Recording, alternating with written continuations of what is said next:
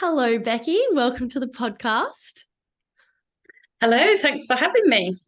I'm so excited about this. It's funny because you obviously started as a client of mine, and now I feel like we're just best friends that talk about lots of things other than coaching. I know that was amazing to be able to come and see you in Brisbane. I know. Yeah, just for context for everyone, Becky, and you'll learn about this so much throughout this episode, but she went traveling all around Australia with her children whilst making money in her business. And I was lucky enough to have her come visit me, and we spent the day together walking in like the forest and all of the things. And it was so much fun because, as you can probably hear from accents, she is from the UK and I'm from Australia.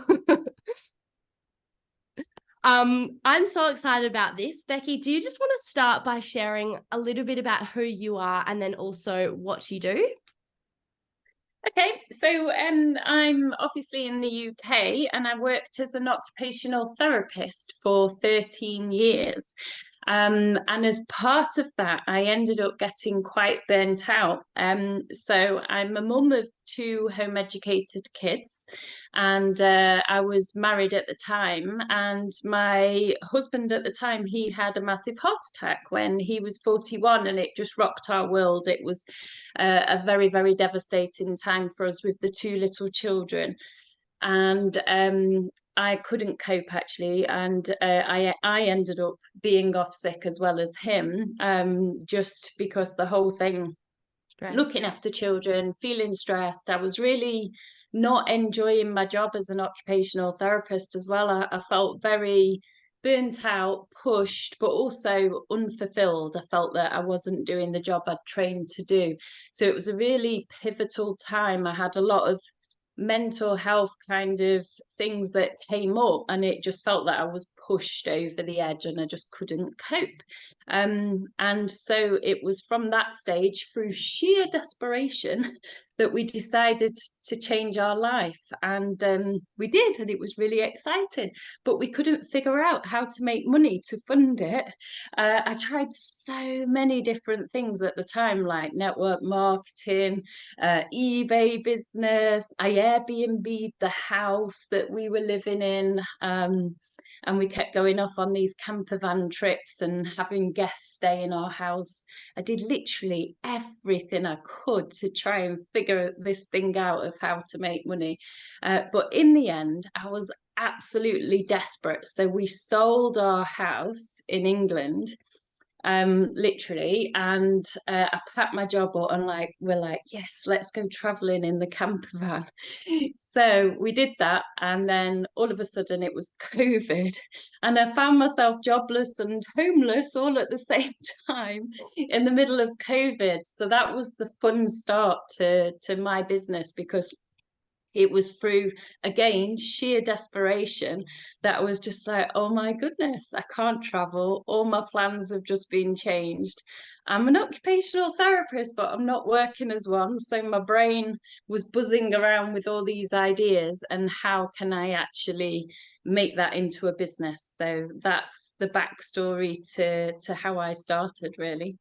Yeah. And you know what? Knowing what I know about you now, having, been close with you for quite some time now, you are such an ambitious, go-getting person. So I'm not surprised at all that that is your journey, just being willing to relentlessly try everything, because you're so open like that. Like, you're just willing to try it and do it. And it's one of my favorite things about you, because I'm sure you'll agree, like, when it comes to entrepreneurship, you really have to have that desire to like go out and do things, like take action, knowing that it's through the action you take that you're going to get the results that you want. And so you've shown that right before you even found, coaching, that you were just like willing to figure things out and test and trial things, and also let go of the things that weren't serving you, right? And you've shown that both in business, but then also in your personal life as well. So I think that that is incredible.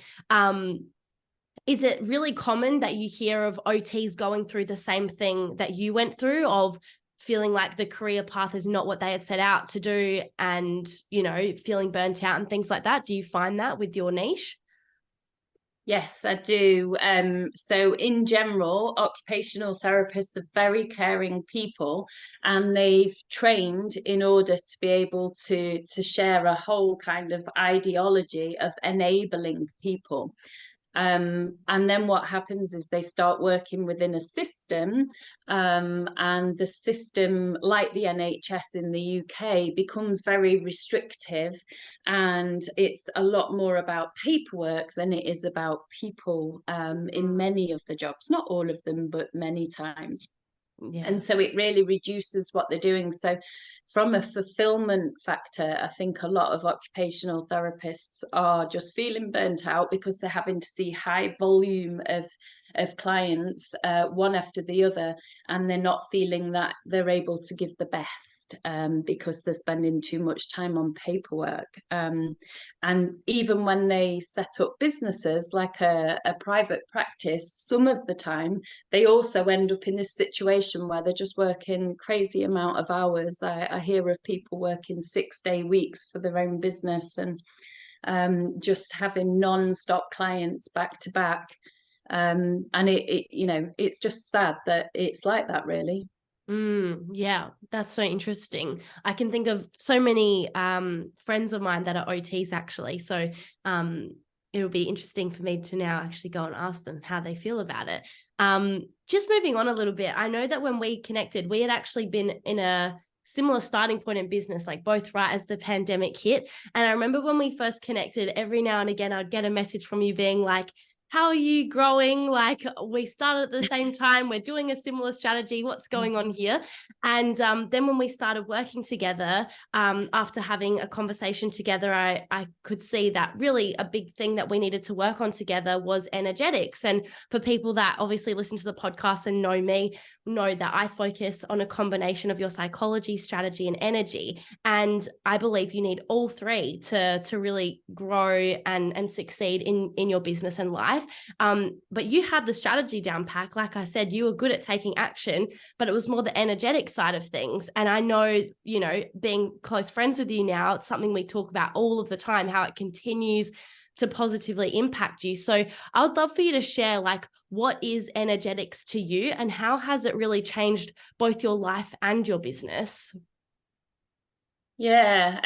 Okay. So first of all, when I met you, I can remember just seeing this blur of happiness and this constant energy all over the screen. Whereas I was probably a little bit depressed and feeling a little bit miserable. So I was taking action, but it was from a very different energy to what you were putting across. And I can remember I used to keep messaging you every now and again. And first of all, we were earning a similar amount, and then all of a sudden, you just skyrocketed, and I was like, "Oh, what's she got? What's she doing?" And I just want to be in her space. And like sometimes, if we'd message, I'd be like a little bit addicted to kind of like wanting to be with you. And then I realized that that was the thing, that it was it was that energy I was addicted to. Like I just wanted to spend time with you and hear the way you talked, and just feel that.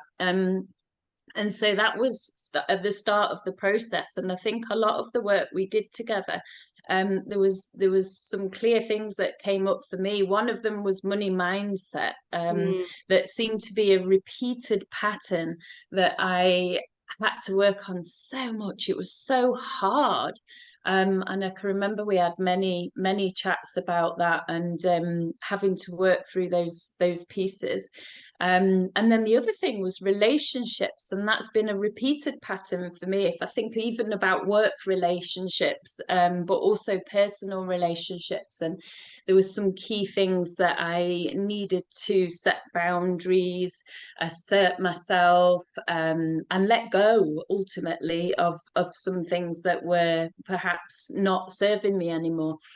So there was this massive kind of up leveling, I think, in me just realizing that I'm worth living a good life, and that I don't have to be attached to things that weren't making me feel good. And I can remember there was a time in particular where you chatted to me for about 2 hours. And I was in a really difficult place, and you gave me some very stern words. I You remember said this something, conversation. yeah. I'm not saying what it was about, but you said some of the things that nobody else, not even my best friends, were telling me.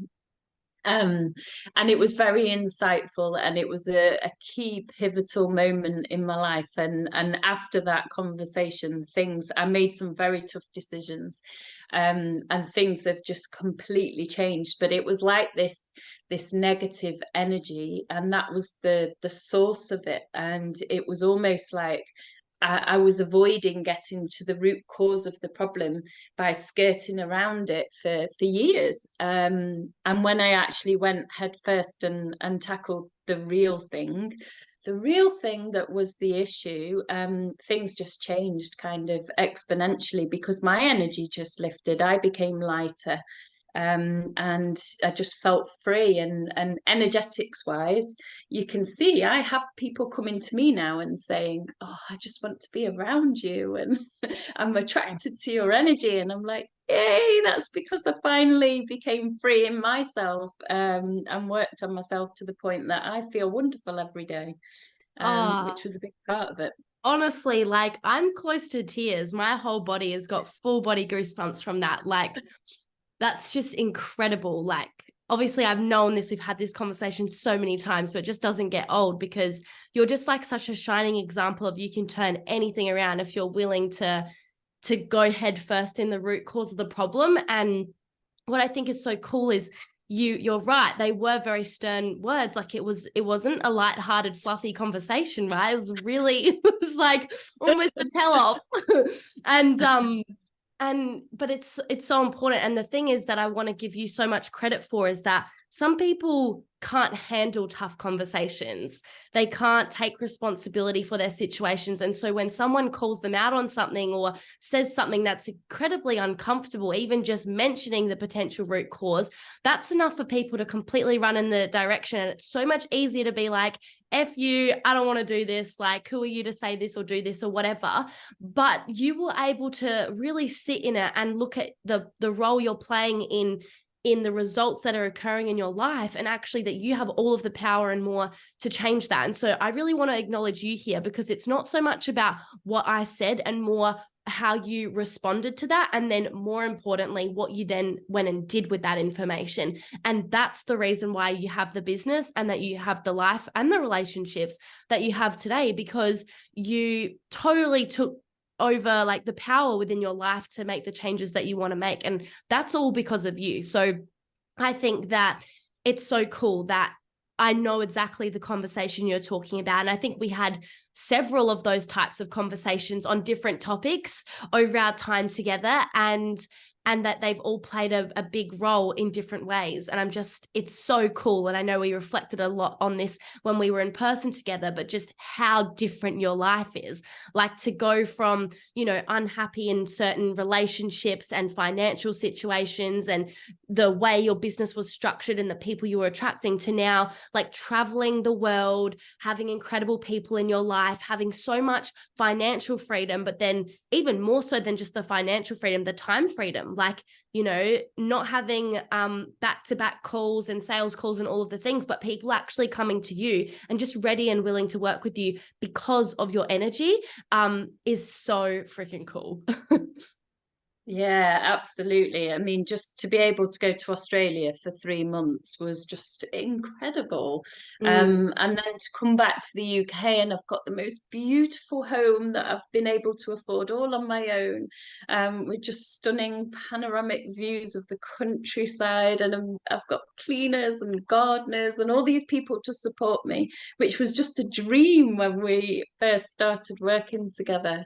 But I don't work a lot, like I home educate the kids, and that's always been my priority, Mm. is having time freedom, particularly because I come from that background of, the heart attack, and realizing how much stress there was. So I've never needed to earn lots of money. It's been always been more about let me just have enough so that I can be supported, live my very best life, travel, but not have to work a lot. And it's something, sometimes I have to pinch myself of how easily that's come true. Well, I say easily, it was a lot of deep effort, a lot of me going, I don't want to deal with that thing. Can't we just talk about something else, Sophia? Anything but that.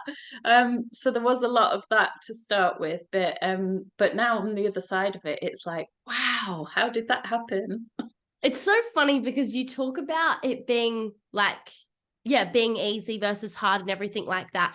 And I think sometimes when people talk about hard work versus easy work, they think that hard work is like doing lots of things and just like pushing, pushing, pushing. And so you had to do hard work, but it didn't necessarily mean time or like output, but more just like hard in terms of like tough conversations, sitting in tough emotions and releasing them. And that is hard, but it's not like physically hard kind of thing. It's more just Yeah. emotionally like being willing to like let go of what doesn't serve you and lean into what does, essentially. And so good things are often hard, but not hard in the way that people think. It doesn't have to be hard in terms of time and energy, but more the depth that you're willing to go with yourself, essentially.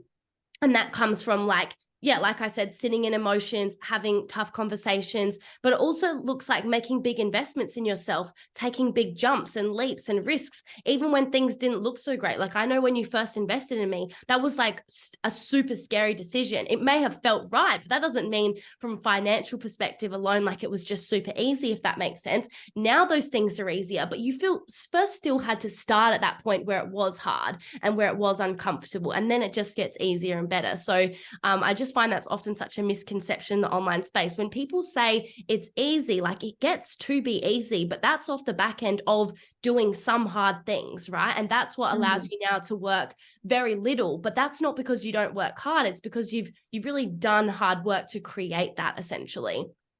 Mm-hmm. Yeah, that's exactly how it is. Because if I think back to those early days, I was working a lot more hours with very little input, especially at the start, while I was figuring all the pieces out. And then the flows just increased more and more as I've been going on. And then obviously I've had to drop hours just because of traveling. You can't maintain that and home world school my two children at the same time. And it's just all worked out perfectly. Perfect timing.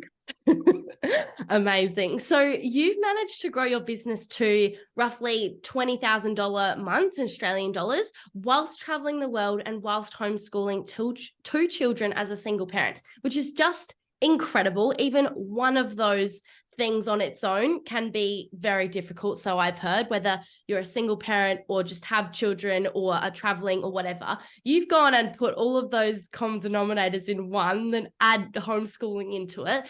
I can imagine, if we're going to talk about what's hard, that at times could be hard. And I'm not yet a mother, but I can't wait to be. And so I would love to hear from you. What advice would you give to other mamas out there that listen to the podcast, or busy women in general that are wanting to grow their business? Because you managed to actually not only sustain that income, but I think your income actually increased during this time. So what does that look like? What advice would you give to people that are struggling with time and energy and telling themselves that it's just not possible for them because of XYZ? Yeah, I mean, first of all, anything is possible. But second, I think it's important to point out here that my first, or not my first attempt, but one attempt a year ago of traveling with the kids, if you remember, Sophia, because I was crying on the phone to you, in a camper van. I went traveling in a camper van with the kids and a puppy. And it was horrific. Like, I can't even explain how horrible that was, trying to earn money from that space. So it's not, I don't think it's necessarily easy just to be able to make that happen. And I've learned a lot along the way. I think many people after that experience of trying to live in a camper van and run a business might not ever repeat it. And I think part of what I needed to do was establish the business first. Mm-hmm. And I think that was a big part of it, that if you try and do everything all at once, that it ends up being very, very difficult. So I think there's a big factor in it was being kind on yourself. And whenever I see mums, particularly if their kids are 4 and under, I'm just like, oh my goodness, you are surviving. Nobody's dead yet. Like, just well done, congratulate yourself, and any small things that you do to the business along the way, you've just got to be kind to yourself and grateful. Because I think one of the biggest things that we worked out when I was going through that stage was that I was so hard on myself, and I was constantly looking at, well, I haven't achieved this, I haven't achieved that. And I can remember one day you was just like, but Beck, you're traveling, you're in the camper van, you've already created 3 months like where you're free to just go away with your family. Can't you just be grateful for being at that stage? And I was like, no, because I want more. So I was really being hard on myself and not able to enjoy the moment. And I think there's just like, you've got to recognize the bigger picture, that it won't just happen instantly, and there's these stages that you go through and the growth that you go through. But as long as you're really kind and supportive and celebrate each step that you're making, and it's not always about the money. I think a lot of the steps that we need to celebrate are different. It's about the personal growth, it's about the confidence, it's, you know, and they're all other things that I think I'd forgotten to be celebrating. I remember it was when you told me about the gratitude process. That was when things really, really changed, and I started doing this gratitude process every day, and that's just been phenomenal. That's just completely changed the energy of everything. And then ultimately, that did mean that I could travel alone and stay in Airbnb. I've lived in Airbnbs and hotels for the last 6 months, which I've only dreamed of before. So it just happened in the right timing. I love that. Thank you for sharing. So what I'm hearing there is that obviously first acknowledging that it's not always going to be easy, but what I'm hearing you're saying as the advice for other busy mums out there or people feeling like that's not possible for them, you're saying to have your business quite established with some systems in place so that you're not trying to figure so many things out and try and also manage a family and travel around. And then also being really kind to yourself and grateful for what you do have and what is working around you in that very moment, so you can at least acknowledge and appreciate what's going on in the present moment. Any other advice that you'd give to busy mums or coaches really starting to get the ball rolling in their business?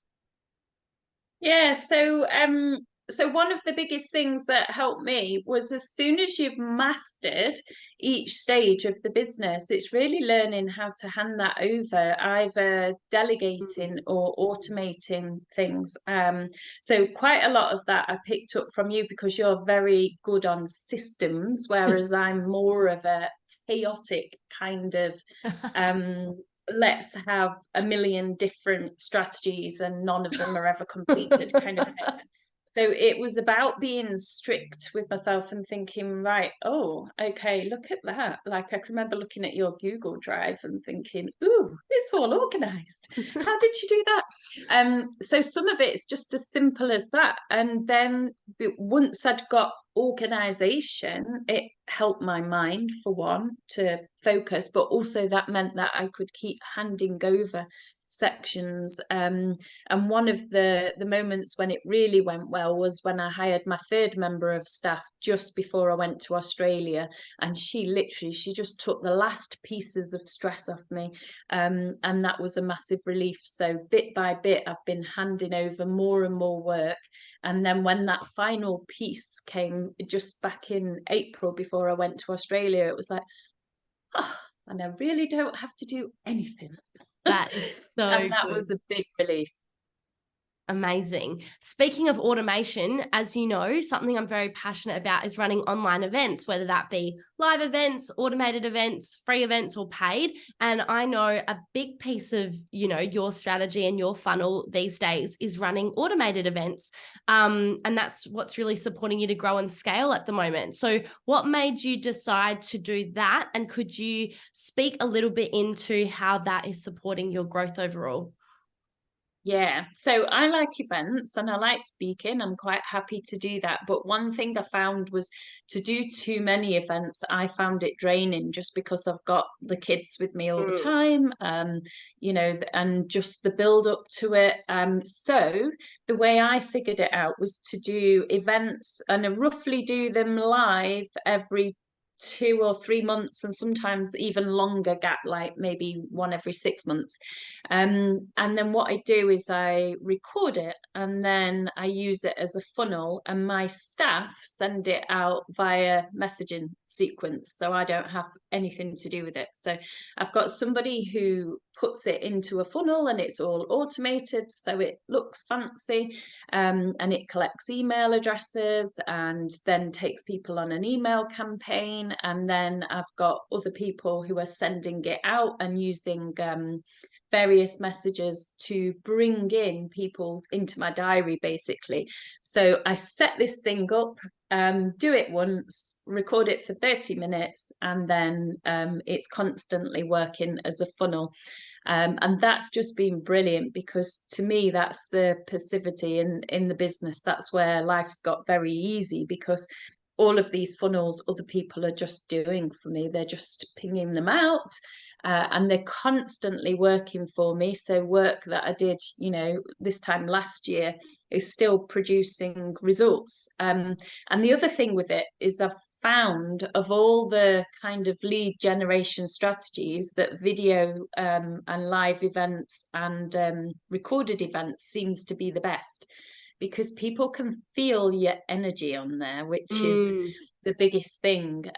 Whereas if I was to send them like a PDF or something, it's quite hard to build that personal connection. 100%. So I know when people have watched my training, they're going to be the right people for me, because if they're not, they would be repelled by my energy. So if they like my energy, then we're probably going to get on working together. So that's what I like about it, is that it brings the most amazing entrepreneurs into my space by doing it with very little effort from me. I love that. That's so good. I think, yeah, events are just so great for exactly what you said, like being able to get your energy across and your value across. And whether you do it live or in person or online or automated, the process can really be the same if you have, a strategic funnel in place, and that's what you've got. And I love that you've really made little tweaks along the way to really perfect it. And now you just have people coming to you based off that, which is amazing. Just to start to wrap things up, if you had to start your business again today from the ground up, what 3 things would you prioritize to get to where you are now? Yeah, so definitely mindset and energetics, without a doubt. That's just been the biggest key change. So really learning to nourish myself first, and starting the day with gratitude, and just really just focusing on that as the number one. So that would be my first and foremost. The second is I would really be creating clear systems so that I can delegate and automate as soon as possible, because the sooner I did that, the better results I've got. So that would be the next thing.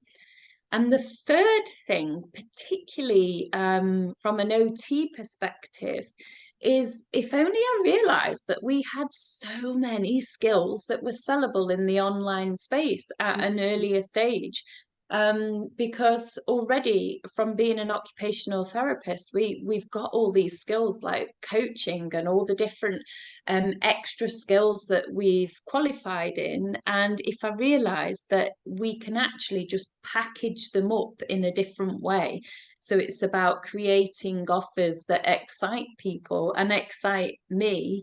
Like if I knew that at the start, how sellable we are, and how if we just learn to package ourselves up in a different way, it can have incredible life-changing results. We really are creating transformations for people. So yeah, that would be the 3 things that I would do.